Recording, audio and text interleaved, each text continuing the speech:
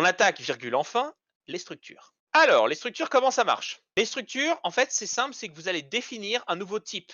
Alors, ça veut dire quoi, créer un nouveau type? Ça veut dire que je veux créer, qu'est-ce que je pourrais créer comme objet? On va créer un jambon. Un jambon, c'est pas beaucoup d'attributs, c'est peut-être pas fou, un jambon. Un sous-marin. Donc, j'ai une structure sous-marin. Ça, c'est ce que je veux créer. Premièrement, on met des majuscules à nos structures, à nos noms de structures. C'est un type complet. C'est-à-dire que là, je vais définir ce que c'est qu'un sous-marin. Alors, vous avez bien conscience que dans le langage C, il n'est jamais défini ce que c'est qu'un sous-marin. C'est moi qui l'invente. Alors, ok, mais c'est quoi un sous-marin? Qu'est-ce que tu veux faire avec? Eh ben, c'est moi qui choisis complètement ce que je veux mettre dans chaque sous-marin. Donc, par exemple, je peux dire un sous-marin, ça a un équipage, un nombre de personnes, quoi. Que c'est des entiers. Je peux dire après que un sous-marin, ça a un nombre de torpilles. Je peux dire qu'un sous-marin, ça a un nom. Donc voilà, ça c'est l'immatriculation du sous-marin, etc., etc. Je peux même cumuler tout ça. C'est-à-dire que ce que je peux faire, c'est, admettons, je vais faire une autre structure que j'appelle un marin. Un marin, qu'est-ce qu'il a lui? Et pas pareil, il a un nom, il a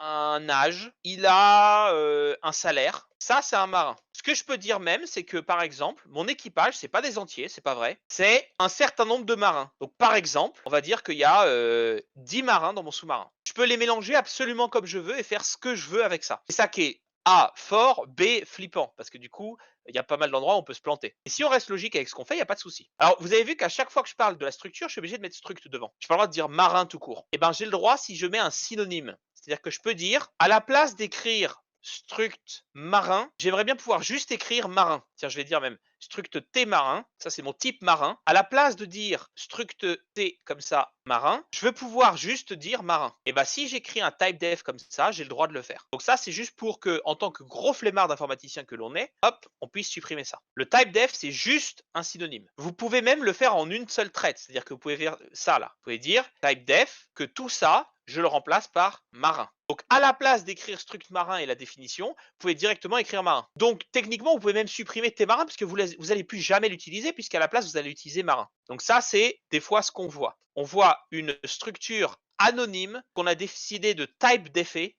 en marin. Là, par exemple, mon sous-marin, j'ai pas le droit. Mon sous-marin, il faudrait que j'écrive struct sous-marin tout le temps, sauf si je fais un type def de struct sous-marin que je remplace par sous-marin. Je peux même du coup supprimer celui-là si je veux. Donc là, j'ai défini ce que c'était qu'un marin, j'ai défini ce que c'était qu'un sous-marin. Alors, comment je fais maintenant pour manipuler tout ça? Bah, si je veux, alors pour l'instant, ce que je vais faire, c'est que je vais les mettre plus bas. Donc, dans mon main, alors, on va commencer par un marin. Comment je fais pour créer un marin? Eh ben, c'est très simple. Marin, Jean. Là, j'ai créé un marin dont la variable s'appelle Jean. Attention, c'est pas que son nom vaut Jean. Ça n'a rien à voir. Mon marin, ici, j'ai une variable de type marin qui est Jean. Je peux faire un autre marin, hein, bien sûr, que j'appelle Alice. J'ai deux marins, Jean et Alice. Alors, si maintenant, je veux remplir les différents champs de Jean ou de Alice, ce que je peux faire, c'est dire, bah, vu que ça commence un marin par un nom, il va falloir que je fasse quelque chose du style, attention, ça ne marchera pas, mais que Jean.nom est égal à, admettons, on va l'appeler Jean le pauvre. Ça ne marche pas, parce que vous savez qu'en C, vous n'avez pas le droit de faire une chaîne de caractères égale une autre. Vous devez passer par, ça vous l'avez vu en TP normalement, include string.h. Voilà. Pourquoi? Parce que comme ça, vous allez pouvoir faire strcopy de ça dans ça. Alors pareil, si vous voulez être parfaitement propre, mais on va pas y aller là-dedans, vous devriez faire un strncopy, c'est-à-dire que vous devez sécuriser votre truc,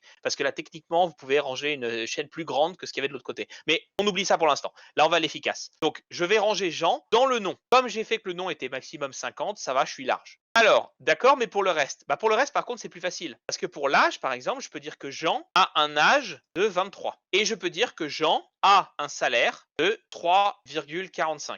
Il manque un égal. On va quand même le payer un petit peu plus, le pauvre, on va dire 3000. Voilà, 0,45. Donc vous voyez que là, je peux ranger chacun de mes éléments dans Jean. Et là où c'est cool, c'est que j'ai plus besoin du tout de passer chacun des champs. Je peux passer un marin complet. Exemple. Si je veux faire une fonction, afficher marin, bah je peux dire, tu prends un marin qui s'appelle M, donc il est indéterminé, et tu vas dire, on va afficher les différents champs. Donc par exemple, ça c'est le nom du marin, A, et puis ensuite l'âge qu'il a, % des ans, et est payé, %F, qui est son salaire. Alors d'accord, maintenant il faut que je remplisse. Alors je remplis comment? Bah j'ai reçu un marin. Donc de mon marin, je vais chercher le nom. De mon marin, je vais chercher l'âge. Et de mon marin, je vais chercher le salaire. Pof! C'est tout. Alors qu'est-ce que je fais du coup avec mon Jean? Pour l'instant, pauvre Alice, on ne l'a pas utilisé, donc on va l'acheter. On va afficher Jean. Bah, pour faire ça, on fait afficher marin. Et quel marin? Bah Jean. Et là, du coup, si maintenant je fais mon bazar, eh ben, j'ai bien que Jean qui a 23 ans et qui est payé 3000 et quelques bricoles. OK? Donc là, j'ai réussi à créer ma structure. Et là où c'est super fort, c'est que vous voyez que j'ai plus besoin de trimballer à la fois un caractère 50, puis un int, puis un machin. Je m'en fous complètement. Je passe la structure marin. Un marin contient déjà les différents champs. Alors, on peut aussi faire, ça c'est très classique comme exo, une fonction remplir marin. Alors c'est un peu dégueulasse, mais l'idée c'est de modifier les différents champs du marin. Mais réflexe dès maintenant, comme je le modifie, souvenez-vous de ce qu'on avait tout à l'heure, là je l'affichais donc il n'y a pas de souci, mais comme maintenant je le modifie, je passe l'adresse du marin. Je vais même l'écrire ADM, c'est l'adresse du marin. Qu'est-ce que ça change? Ça change que si je veux mettre une information dedans, donc admettons, on fait un, je vais l'appeler non temporaire, je vais faire un, donc celui c'est le non temporaire, c'est un 50. Pour l'instant, je ne vais pas parler de la fonction du marin lui-même. Je vais juste m'occuper des saisies utilisateurs. Donc ici, ça c'est un âge temporaire et ici c'est un salaire temporaire. Voilà. Donc là, je fais mon print classique. Donc du coup, qu'est-ce que c'est? Normalement, c'est genre quelles sont les informations? Donnez-moi le nom, ensuite l'âge, ensuite le salaire, machin. Là, je vais aller un peu plus vite. Le premier scanf que j'attends, c'est un nom. Donc ça, c'est un %S. Je vais le mettre pour l'instant dans le non temporaire. De la même façon, ensuite, je fais un scan pour l'âge. Donc ça, c'est un entier. Ça, c'est dans l'âge temporaire. Et ensuite, j'ai un %F pour le salaire temporaire. Maintenant, comment je les range, ces trucs-là, dans l'autre? Et bien, pour les ranger, je vais faire quelque chose du style. Alors, je n'ai pas le droit de faire ADM.nom. Ça, j'ai pas le droit de le faire. J'ai pas le droit de le faire parce que ADM, c'est pas un marin, c'est l'adresse d'un marin. Donc, ce qu'il faudrait que je fasse, c'est ce qui est pointé par ADM. Donc, ce qui est pointé par l'adresse du marin, c'est de lui que je veux le nom. Et donc, c'est ça que je voudrais modifier. Alors, en gros, c'est comme si je faisais, donc ça, j'ai pas le droit de le faire pour l'instant, vous avez vu, hein, j'ai pas le droit de faire ça. Non temporaire, il faudrait que j'utilise le string.h. Alors, pour l'instant, j'ai pas le droit de faire ça, mais on va le modifier un peu. D'ailleurs, on va le faire pour l'instant juste pour l'âge. Ce sera plus facile parce que ça, on a le droit de l'écrire comme ça. Ça, j'aurais le droit de le faire. J'aurais le droit de l'écrire comme ça. Mais, deux, trois choses. Premièrement, ça, c'est chiant à écrire. Donc, encore une fois, les informaticiens étant ultra flemmards, ils ont fait un synonyme de ce qu'il y a juste au-dessus. C'est ça. Si vous avez l'adresse et que vous voulez accéder au champ qui est derrière, vous avez le droit de mettre une flèche à la place. La flèche, c'est un synonyme de ce qui est pointé par point. Adresse de marin, ça n'a pas de nom. Ça n'a pas de salaire. L'adresse d'un marin, le 3 rue de la Paix, ça n'a pas de salaire. Ce serait un non-sens de dire ça. Par contre, ce qui habite au 3 rue de la Paix, oui, ça a un salaire. Donc, c'est ça l'idée. Maintenant qu'on a ça, vous voyez que nos variables temporaires servent à rien. C'est-à-dire que à la place de faire ce que j'avais fait, il faudrait que je les range. Sauf que, attention, ici, il faudrait que je remplace tout ça par ici une esperluette et ici une esperluette. Pourquoi? Parce que souvenez-vous, le scanf, on modifie l'âge. Le scanf, on modifie le salaire. Sauf que ici, le nom n'est pas modifié parce que comme le nom, c'est déjà un tableau de caractères, que le tableau, c'est déjà une adresse, et ben on ne met pas d'esperluette ici. Donc, à la limite, pour l'instant, le nom temporaire, je pourrais le remplacer par mon marin, donc l'adresse de mon marin. Je vais chercher directement son nom.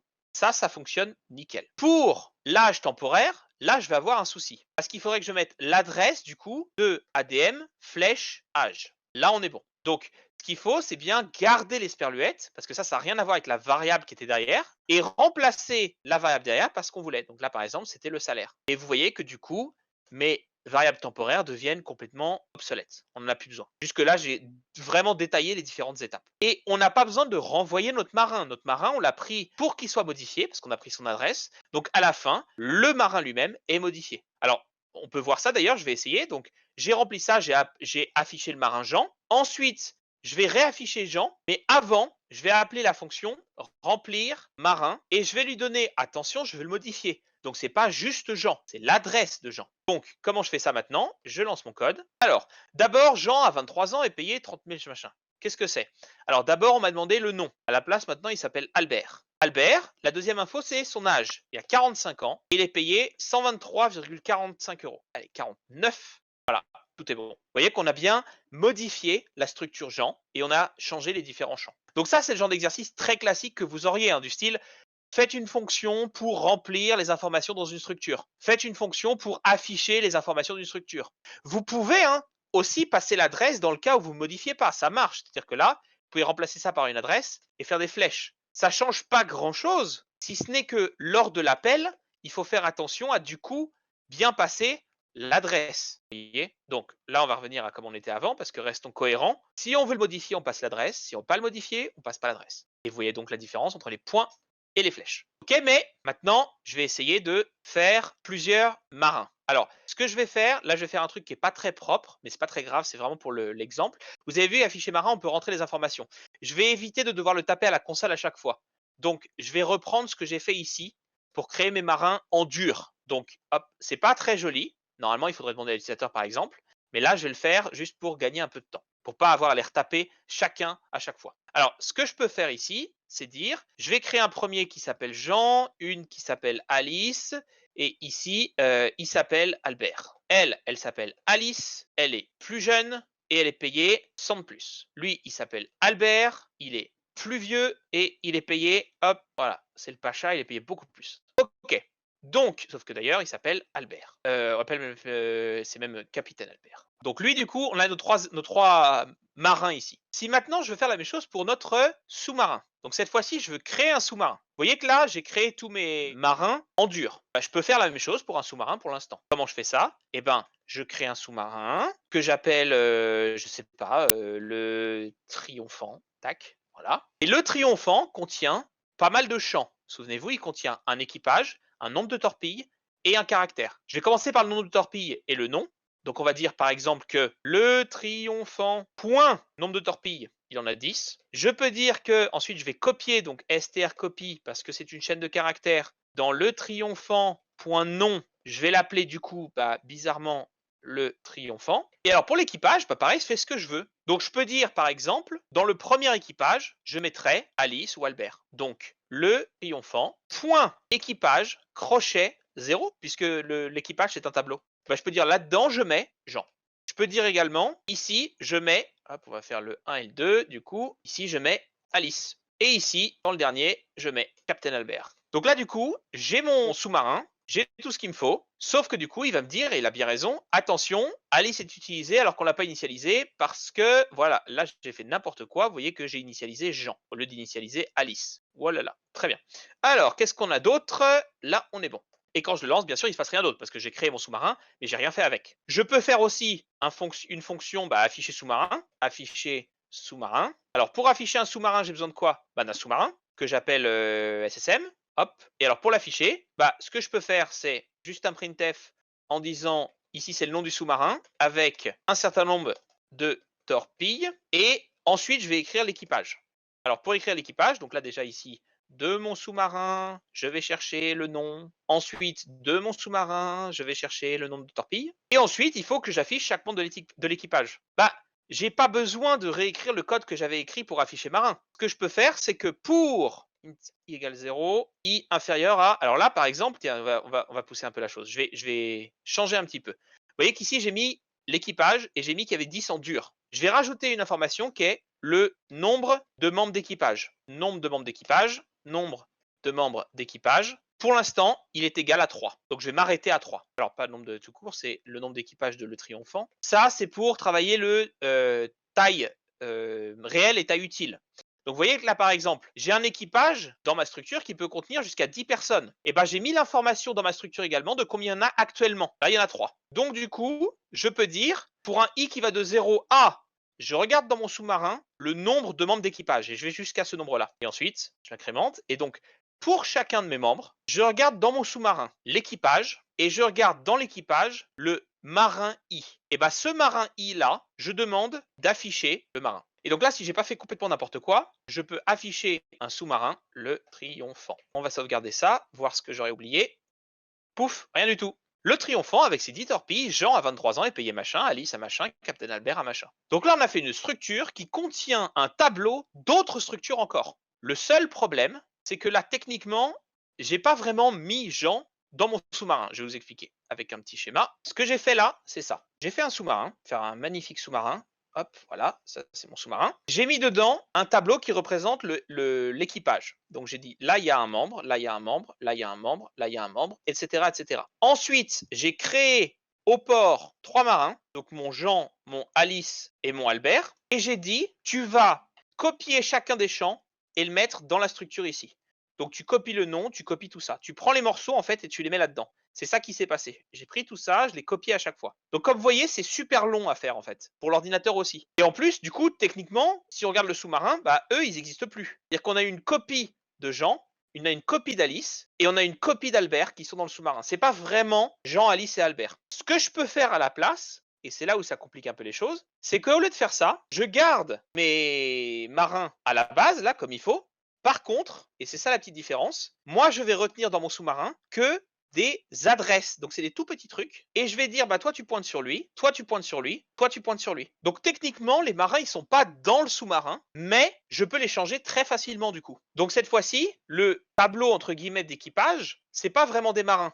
C'est des adresses de marins. Donc, comment je fais tout ça? Là, vous voyez ce qu'on essaie de changer. Maintenant, comment on le fait? Alors, premièrement, on part là-dessus. C'est-à-dire que dans chacun des cabines d'équipage, je sais pas quoi, j'ai pas vraiment un membre d'équipage. J'ai là où trouver le membre d'équipage. Du coup, ce que je vais devoir faire quand je remplis mon sous-marin, c'est de dire que dans le premier, j'ai pas Jean du tout. J'ai l'adresse de Jean. Ici, j'ai l'adresse d'Alice et ici, j'ai l'adresse d'Albert. Et donc, quand je parcours mon sous-marin, ici, dans SM équipage machin, tout ça, c'est l'adresse d'un marin. Donc si je veux le marin qui est derrière, je vais mettre des tables pour qu'on voit bien là, tout ça, c'est l'adresse d'un marin. Donc si je veux le marin qui est derrière, il suffit que je fasse ça. De tout ça, je veux ce qui est pointé par ce truc-là. Et alors, le reste ne change pas, hein. C'est-à-dire que là, vous voyez, on n'a pas changé grand-chose, et ça y est, c'est bon et ça marche très bien. C'est la même chose, hein. C'est le même principe que ce qu'on avait avant. Alors d'accord, mais pourquoi on s'embêterait à faire ça? Bah, l'avantage, c'est que du coup, déjà facilement, on peut dire quand est-ce que notre sous-marin a un équipage ou pas. Je vais vous montrer. On va faire un peu d'allocation dynamique. Je vais faire une fonction qui s'appelle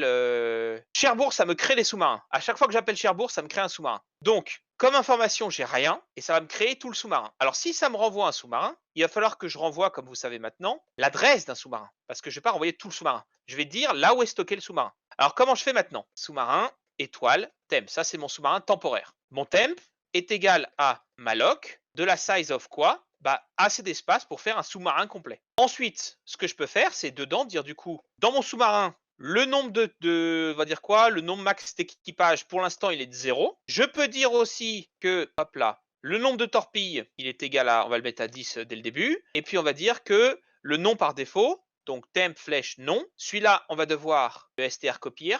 Hop, str copy, le str temp non, et puis on va lui mettre, par défaut, on va l'appeler Nautilus. Donc ça me crée dynamiquement un sous-marin. Donc bien sûr, à la fin, quand j'ai fini, je le renvoie. Sauf que ce que je peux faire également, c'est dire, vous voyez, là, j'ai pas parlé de l'équipage encore. Bah, je peux parcourir mon équipage. Donc là, en l'occurrence, on va faire un autre truc. Tiens, je vais virer. Vous voyez que je mets pas le nombre d'équipages. Je sais qu'il y en a 10 de toute façon max. Eh ben, je vais faire un for qui va jusqu'à 10. Et pour chaque membre d'équipage, alors attention, vous souvenez-vous, hein, le membre d'équipage maintenant, c'est pas vraiment des équipages, c'est l'adresse de là où il y aura le membre d'équipage. Bah, ce que j'ai le droit de dire, c'est que de mon sous-marin, je regarde l'équipage. De l'équipage, je regarde chacun des membres, donc chacun de leur adresse là, et je peux dire bah ça vaut nul. Donc ça veut dire quoi? Ça veut dire que mon premier membre d'équipage, plus exactement l'adresse de mon premier membre d'équipage, c'est rien. Donc ça pointe sur nul. Alors en quoi c'est intéressant? Contrairement à ce que j'avais fait ici, maintenant, mon tableau d'équipage, ça va être ça en fait. C'est soit tu pointes sur quelque chose, dans ce cas-là, c'est qu'il y a un marin derrière,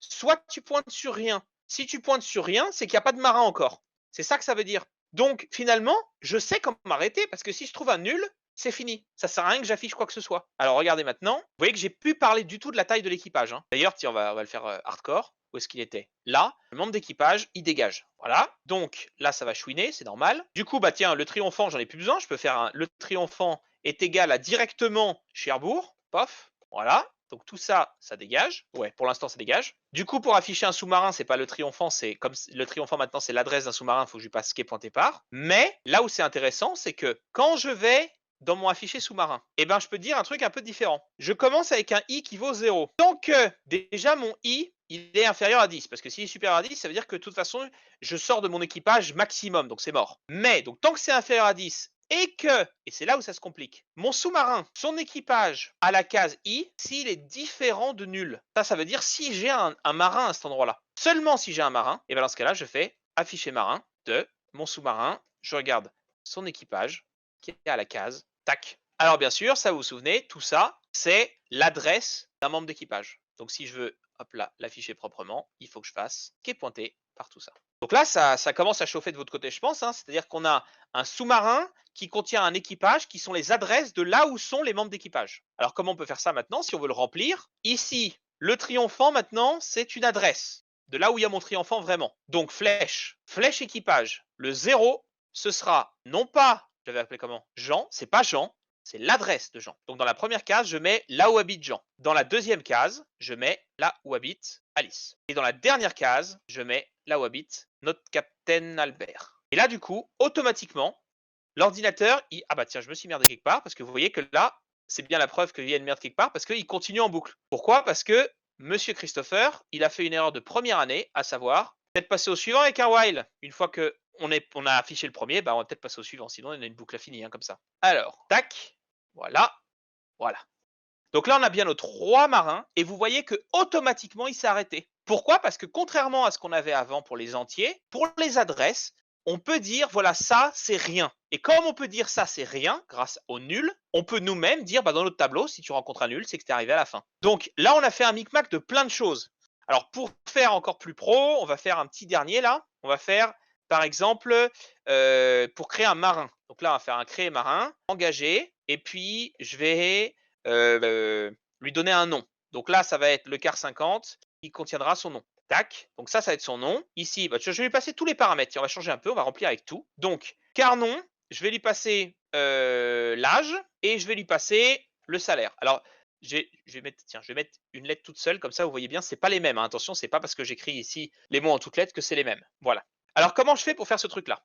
Première chose, comme d'habitude, c'est vraiment toujours pareil. Je fais un marin temporaire. Ce marin temporaire, bah, il faut que je le remplisse. Et d'abord, que je la loue. Si j'oublie de la louer, c'est la mort. Donc, malloc, de size of quoi?